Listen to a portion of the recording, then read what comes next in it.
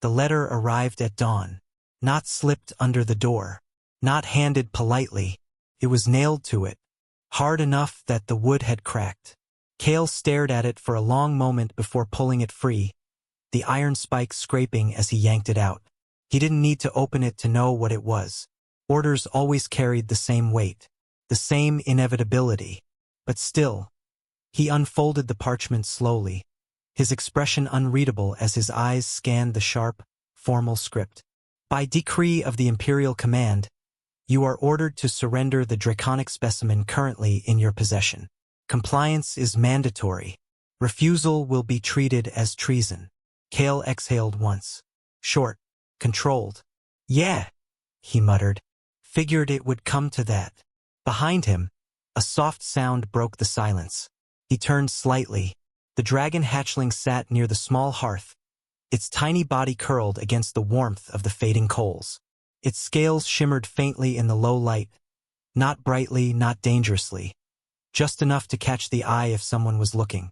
It blinked up at him, unaware, or maybe just unconcerned. Cale watched it for a moment, then folded the letter carefully and set it on the table. They want you back, he said quietly. The hatchling tilted its head.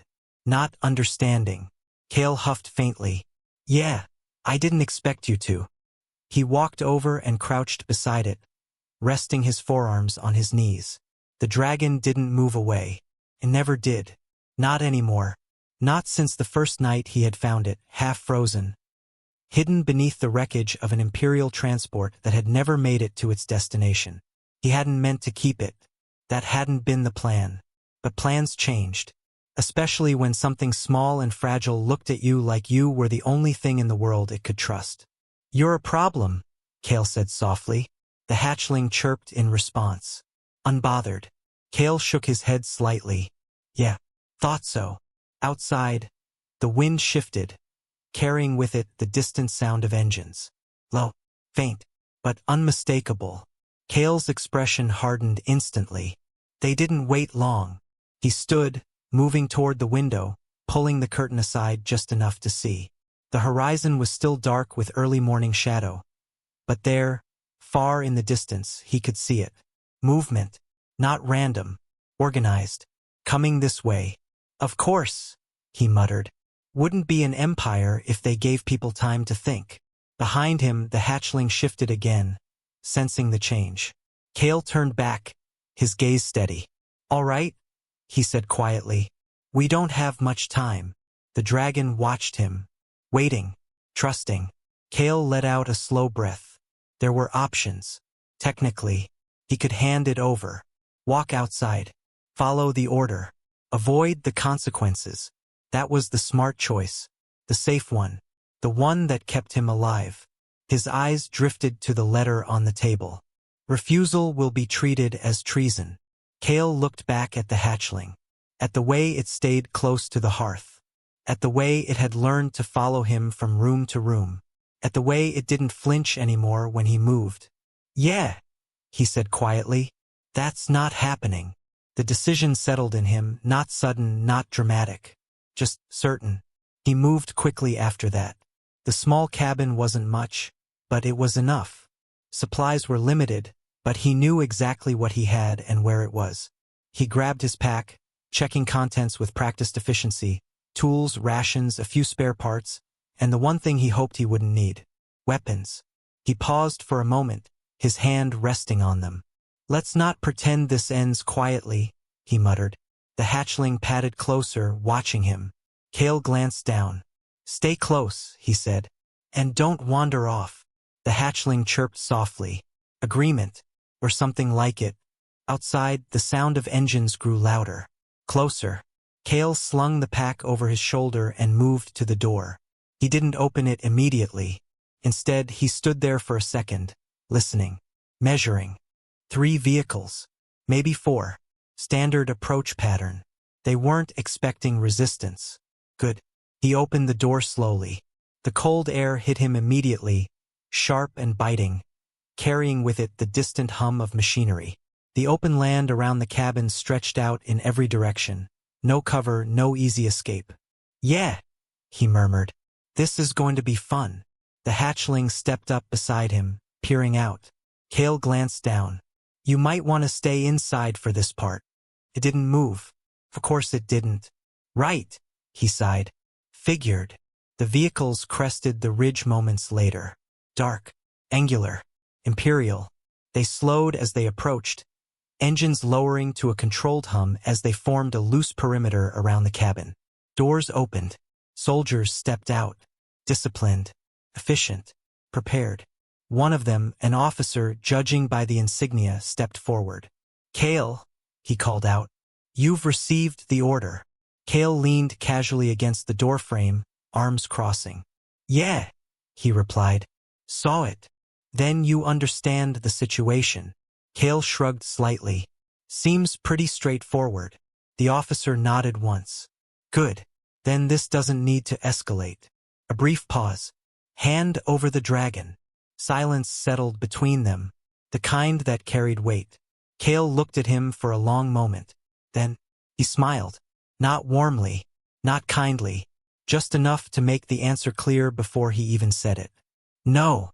The silence that followed Kale's refusal wasn't surprised. It was measured. The kind of silence that came from trained soldiers recalculating outcomes, not reacting emotionally.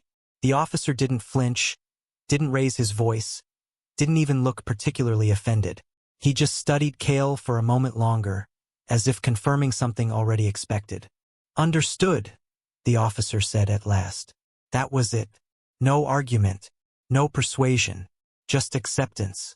And that made it worse, because it meant they were already prepared for this answer.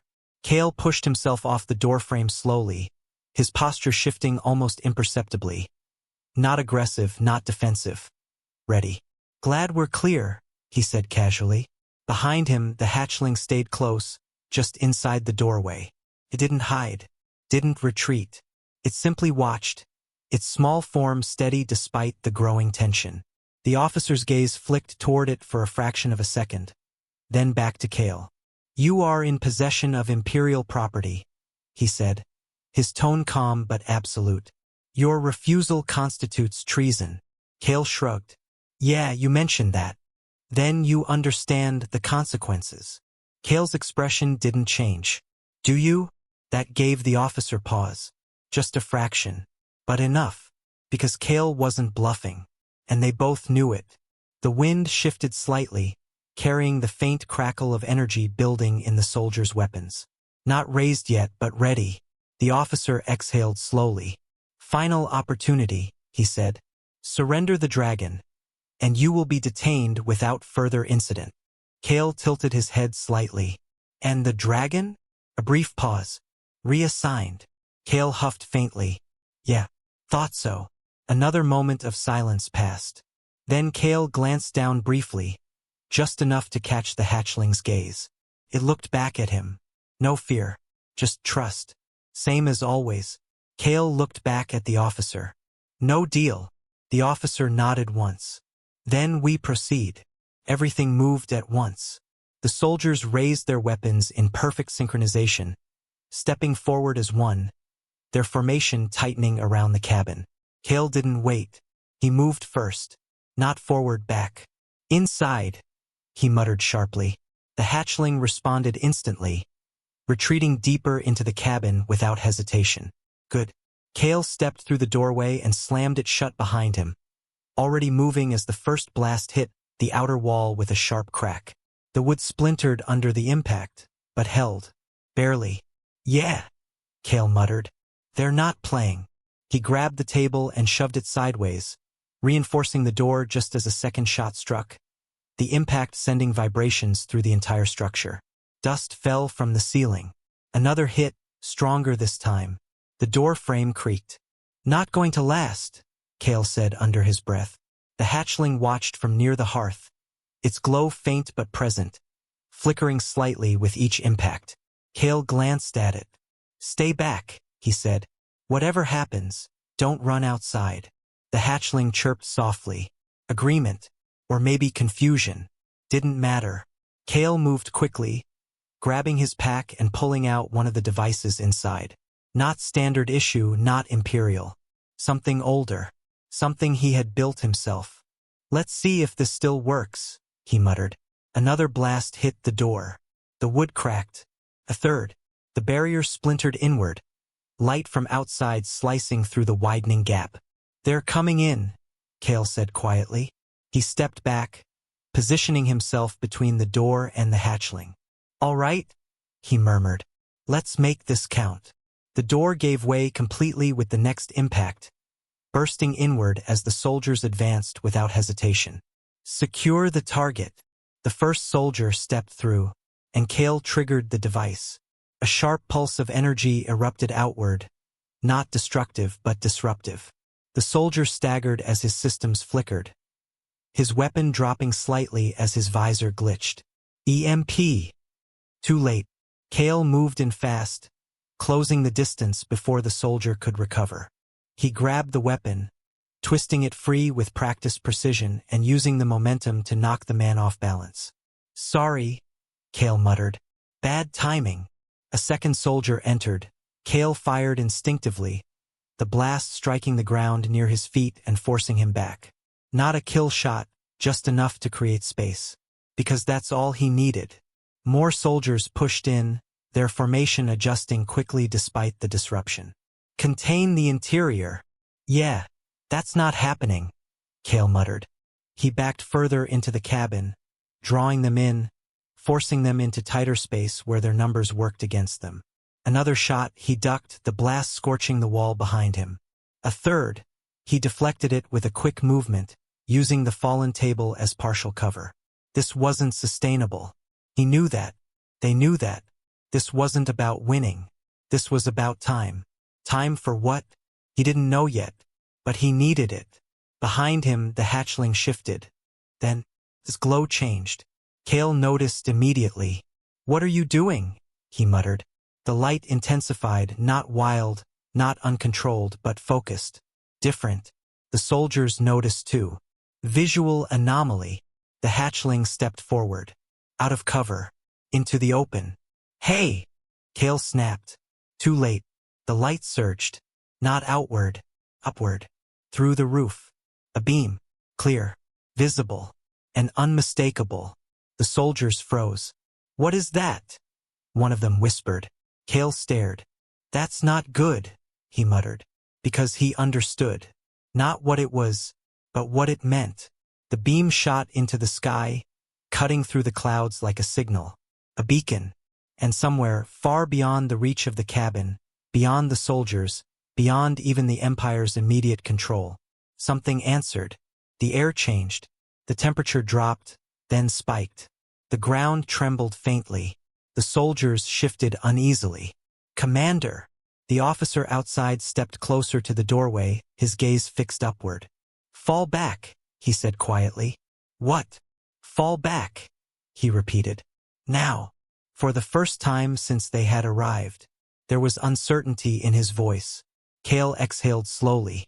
Yeah, he murmured. That sounds about right. The hatchling's light dimmed slightly but didn't fade. It had done something. Something big. Something irreversible. And as the soldiers began to retreat, their formation breaking for the first time, Cale realized something that made the situation very, very clear. This was no longer about him refusing an order. This was no longer about a single dragon. This was something else entirely. Something bigger than both of them. And whatever was coming, the Empire wasn't ready for it. The soldiers didn't run, but they withdrew with purpose, their discipline holding even as uncertainty crept into every movement. That alone told Cale everything he needed to know. Whatever the hatchling had done, whatever signal it had sent into the sky, it wasn't something the Empire had expected to happen this soon. And more importantly, it wasn't something they were prepared to face directly. Perimeter fall back, one of the soldiers called out, pulling another back from the doorway as the interior of the cabin flickered with residual energy from the hatchling's pulse. Cale didn't lower the weapon he had taken. Not yet. He stepped forward slowly, just enough to see past the shattered doorway. The vehicles were already repositioning, their engines rising to a higher pitch as they adjusted formation. Not retreating completely, but creating distance. Buying space. Preparing for something bigger. Yeah, Cale muttered. That's about right. Behind him, the hatchling's glow had dimmed again, settling back into that soft, steady shimmer. But the air hadn't returned to normal. Still felt charged. Like the storm hadn't arrived yet, but was already on its way. Kale glanced down at the small dragon. "You want to explain what you just did?" he asked quietly. The hatchling blinked up at him. No answer. "Of course not." Kale huffed faintly. "Yeah, figured." A low rumble rolled across the sky. Not thunder. Not quite. Kale looked up. The clouds had shifted unnaturally fast. What had been a clear, cold morning was now something darker, heavier. The light itself seemed to bend slightly, dimming as something vast moved behind the cloud cover. "All right?" Kale whispered. "That's new." Outside, the soldiers had fully regrouped, their formation tighter now, weapons lowered but not relaxed. The officer stood at the front, his gaze fixed upward, his expression no longer calm. "What is that?" one of the soldiers asked. The officer didn't answer immediately, because he didn't know. None of them did. Kale stepped out of the cabin slowly, the weapon still in his hand, but no longer aimed. The hatchling followed close behind him, pressing lightly against his leg as it looked up at the shifting sky. The rumble grew louder, deeper, and then the clouds broke. Not parted. Broken. Something massive pushed through them, tearing the sky open as it descended. Kale's breath caught. "No way," he whispered. "A dragon. Not like the hatchling. Not small. Not fragile. This one was enormous. Its wings stretching wide enough to blot out the light, its scales reflecting the dim sky like polished steel. Every movement carried weight, authority, presence that made everything below feel insignificant. And it wasn't alone. More shapes moved behind it. Larger, older, a flight. The Empire soldiers didn't move. For the first time since they had arrived, they froze. "That's not possible," one of them whispered. The lead dragon descended lower, its gaze sweeping across the clearing, over the soldiers, over the vehicles, over the broken cabin. And then, it stopped. Its eyes locked onto the hatchling. Silence fell. Heavy. Absolute. The hatchling stepped forward. Not afraid. Not hesitant. Just certain. Kale watched, his grip tightening slightly on the weapon.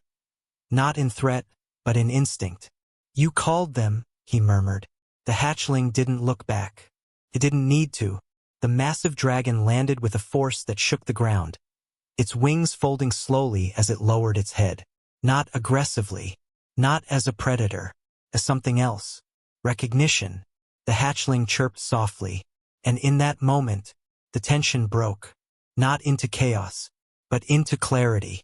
The larger dragon exhaled slowly, a deep, resonant sound that carried through the clearing like a command without words. The others behind it circled once, then began to descend as well, forming a loose perimeter. Not around Kale, not around the cabin. Around the hatchling. Protecting it. Claiming it. The Empire soldiers shifted uneasily, their formation tightening again. But this time it wasn't control. It was caution. "Commander?" one of them asked. The officer didn't respond immediately. He was watching the dragons. Measuring. Calculating. And for the first time, doubting. Kale took a slow breath. "Yeah," he said quietly.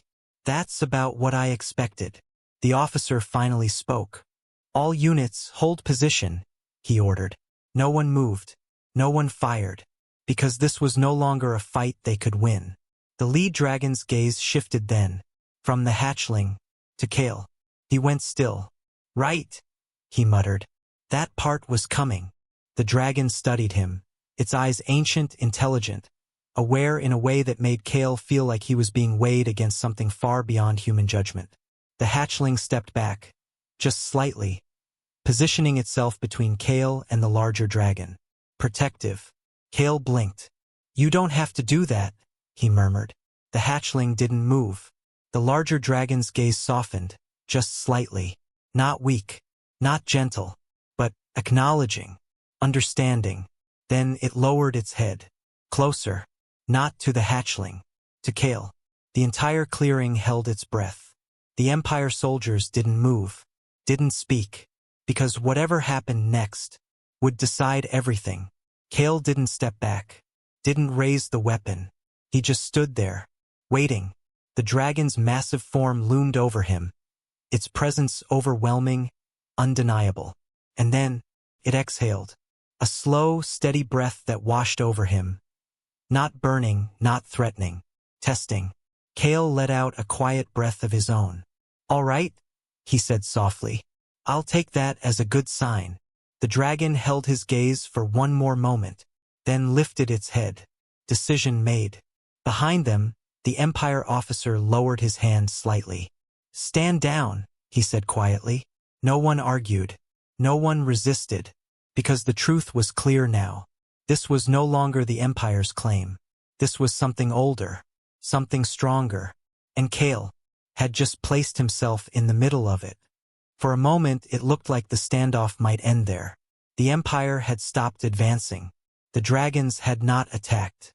The hatchling stood between two worlds, one that wanted to possess it, and one that had answered its call. Kale could feel the weight of that balance in the cold air, as fragile and dangerous as a blade balanced on its edge. One wrong move from either side, and the whole clearing would become a graveyard. The officer took one careful step forward. Not enough to threaten, just enough to speak without shouting. His face had changed. The certainty from earlier was gone, replaced by something colder. Calculation. "Kale," he said, voice measured. "This can still end without bloodshed." Kale didn't answer immediately.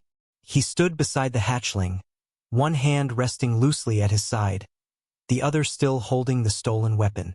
He already knew where this was going. "The Empire's order remains unchanged," the officer continued. "That creature belongs to us." At that, one of the larger dragons let out a low, rumbling growl that made several soldiers stiffen instinctively. The officer paused, but forced himself to continue. "You are standing in the way of Imperial law." Kale glanced at him. "No," he said quietly. "I'm standing in the way of theft."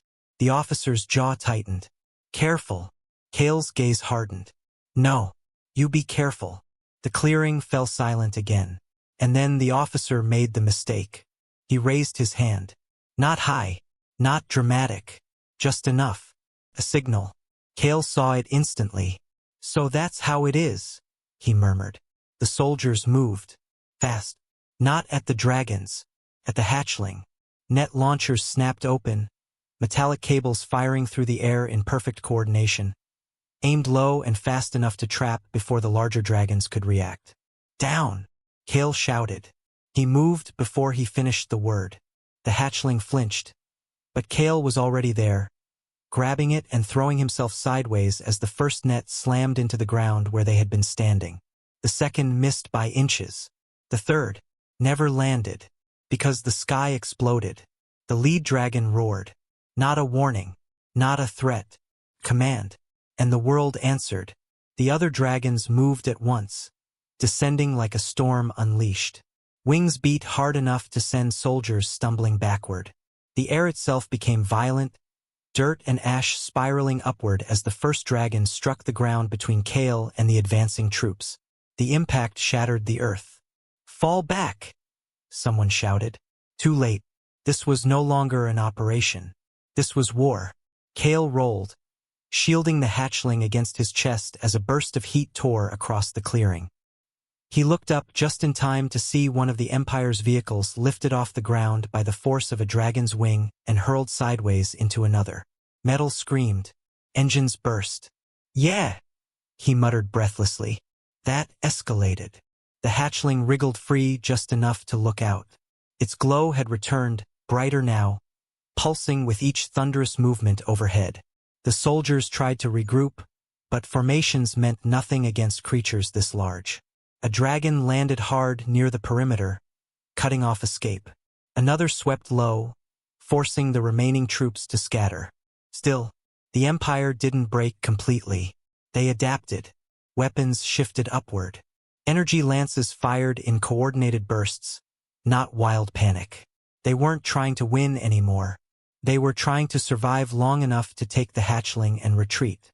Kale saw it happen before anyone else. Two soldiers, moving low, using the chaos as cover, circling wide toward the hatchling's position. Not a chance, he said. He grabbed the dropped weapon, rose to one knee and fired. The first blast struck the ground in front of them, forcing one soldier back. The second turned toward him, weapon already raised. Kale fired again. The soldier dropped. Not dead, but done. The second hesitated, and that hesitation cost him.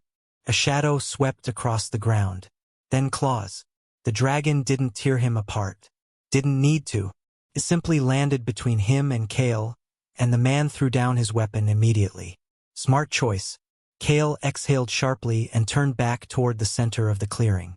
The officer was still standing. Of course he was. Even now, with dragons overhead and half his unit scattered, he hadn't moved. He stood near the ruined edge of one of the transports, staring at Kale with a look that had finally lost all pretense of control. "You've doomed yourself," the officer said. Kale stepped forward slowly, the hatchling pressing close to his leg. "Maybe," he said, "but not today." The officer's gaze flicked to the hatchling, then to the dragons, then back to Kale. "This isn't over." Kale's expression didn't change. "I know." For a second, it looked like the officer might try something desperate, something stupid. His hand twitched toward his sidearm. He never reached it. The lead dragon landed behind Kale with a force that silenced the entire clearing. Not because of violence, because of certainty. The officer went still, and for the first time since dawn, he understood. He wasn't negotiating anymore. He was alive because the dragons allowed it. The lead dragon lowered its head, not toward Kale this time, but toward the officer. Its eyes burned with ancient intelligence, and though it said nothing, the meaning was unmistakable. "Leave, now." The officer swallowed once. Then slowly, he raised one hand. "All remaining units," he said, voice tight but steady. "Withdraw." No one argued. Within minutes, the surviving soldiers were pulling back, dragging damaged equipment, helping the wounded, abandoning anything too heavy to carry. The ruined vehicles were left where they lay. The Empire retreated the same way it had arrived, cold, organized, and furious. Kale stood there until the last engine faded into the distance. Only then did the tension finally leave his shoulders. He let out a breath he hadn't realized he'd been holding. "Well," he said softly, "that could have gone better." The hatchling chirped and bumped its head against his leg. Kale looked down. "Yeah," he murmured. "Could have gone worse too." When he looked up again, the lead dragon was watching him. Not as a threat, not as prey, as something else. The dragon stepped forward slowly. The other dragons remained still, giving space. The hatchling moved between them again, small, glowing, unafraid. Kale didn't move. The great dragon lowered its head until its gaze met his. For a long moment, nothing happened. Then, slowly, deliberately, it touched its snout to Kale's shoulder. A gesture. Recognition. Acceptance. Kale blinked once, caught off guard despite everything. "Right," he said quietly. "Guess that makes this official." The hatchling chirped again, brighter this time, and pressed against him. Kale looked from the little dragon to the ancient ones surrounding them, then toward the distant horizon where the Empire had vanished. He already knew what came next. The Empire would return. Not with a retrieval squad, with an army. And when they did, Kale wouldn't be hiding in a cabin anymore. He looked at the hatchling beside him, then at the dragons above. And for the first time since the letter had arrived, he smiled without bitterness. "All right," he said softly. "If they want war." The lead dragon's wings spread wide behind him. Kale's eyes hardened. "They've got one." The Empire did not return with apologies. They returned with silence first. That was always how it began.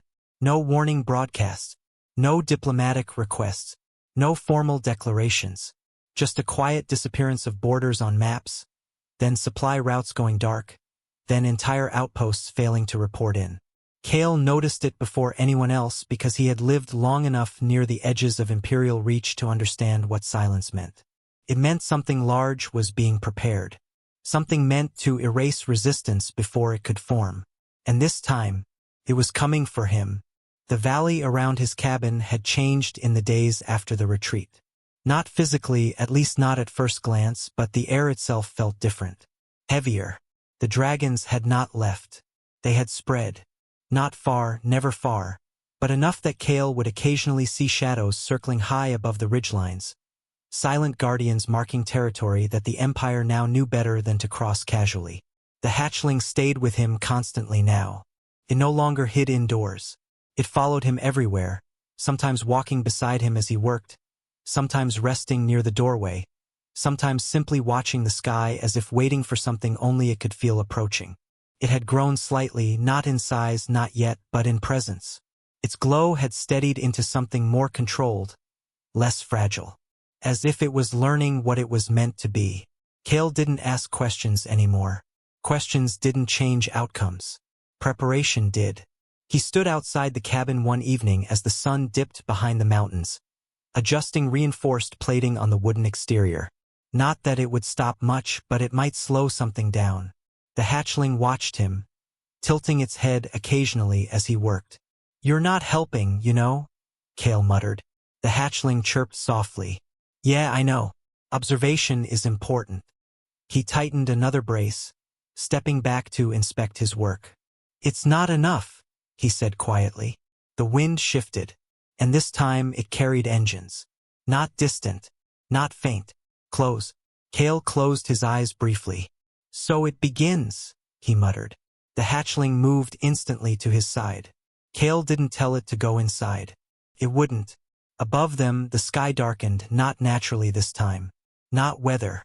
Machines. Shadows blotting out the last of the daylight as Imperial dropships descended in formation across the horizon. Not scattered. Not rushed. Controlled. Military. Final. Kale exhaled slowly. "Yeah. That's a lot more than last time." The first dropship landed beyond the ridge with a deep tremor that rolled across the valley floor. Then another. Then another. The Empire wasn't testing anymore. They weren't probing. They were committing. A loudspeaker crackled to life from the nearest ridge. "Kale Ardent," a voice called. "By order of Imperial authority, you are hereby declared in violation of sovereign asset protection. Surrender immediately." Kale glanced at the hatchling, then at the horizon filling with ships. "Still calling it an asset," he muttered. "Some things never change." The hatchling's glow intensified slightly. Not fear. Not panic. Recognition. Kale stepped forward, rolling his shoulders once. "All right," he said softly. "Let's get this done." The first wave came fast. Not soldiers this time. Drones. Dozens of them, pouring over the ridge like a metallic swarm, scanning, locking, triangulating. The air filled with a rising hum as targeting systems activated simultaneously. Kale didn't wait. He moved immediately into cover behind reinforced plating, pulling the hatchling with him. "Stay low," he said sharply. The hatchling pressed close, but its eyes stayed fixed on the sky. The first volley struck seconds later. Energy bursts tore into the valley, hitting ground, structures, anything marked as resistance. Kale felt the impact shake through the cabin behind him as one of the outer walls finally gave way. "Yeah," he muttered. "That's definitely an escalation." Then, the dragons answered. Not with warning. Not with hesitation. With presence. The sky above fractured as massive wings cut through the clouds, diving into formation. The same dragons from before, older, larger, unmistakable, returned like a force recalled by something deeper than strategy. The lead dragon descended first, its roar rolling across the valley like a declaration rather than a threat. The drones shifted instantly, targeting, locking, firing. But this time it didn't matter. The beams struck scales that did not yield, energy dispersing across ancient armor that had survived things far older than Imperial weapons. Kale stepped out from cover slightly, watching the battlefield unfold. "Yeah," he said quietly. "That's not going to work." The hatchling stepped forward beside him. And then, it responded. Its glow surged outward, not erratic like before, but structured, controlled. The light spread across the valley floor in faint geometric patterns, echoing something beneath the ground. Something older than the Empire, older than the dragons overhead. Kale frowned. "What are you doing?" The ground trembled. Not violently, but as if something was waking up. The hatchling stepped fully into the open. Its glow intensified until it was no longer small or fragile or uncertain. It was a signal, a key, command. The Imperial forces noticed immediately. "Target anomaly intensifying," a voice shouted over comms. "All units, adjust priority." Too late. The valley answered. Stone beneath Kale's feet lit up in the same pattern as the hatchling's glow. Then the ridgeline. Then the surrounding cliffs. The entire battlefield was being overwritten, not by force but by activation. Kale took a slow step back. "You've got to be kidding me," he murmured. The hatchling looked at him once, then at the sky, then let out a single clear sound. And the world changed. Beneath the valley, something massive awakened. Not a creature, not a weapon, a structure. Ancient dragon architecture buried beneath the earth responded in full synchronization, rising like a forgotten system coming online after centuries of sleep.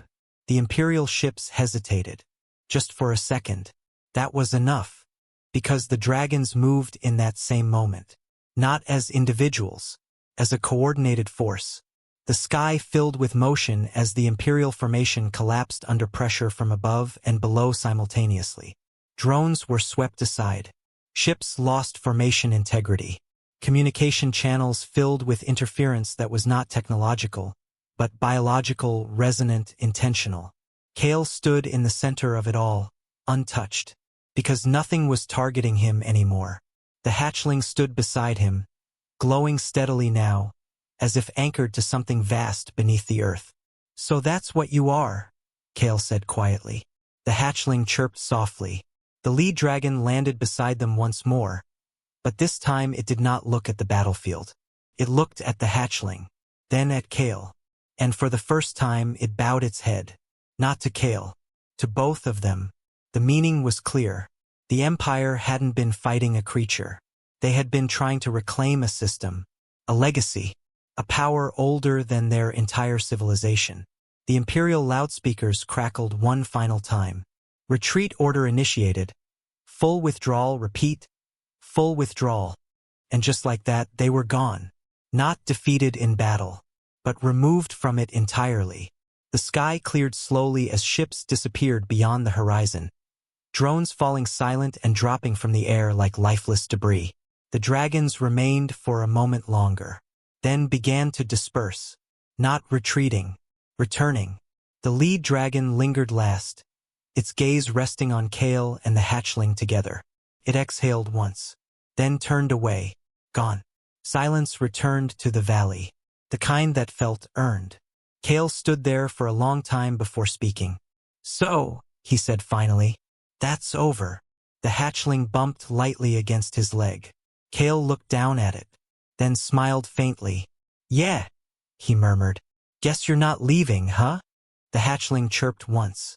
Clear, certain. Kale sighed, rubbing the back of his neck. "Of course not," he said. He looked out at the valley, at the broken machines, the fading lights, the place where an empire had tried and failed to take something it didn't understand. Then back at the small dragon beside him. "All right," he said softly. "Let's see what happens next."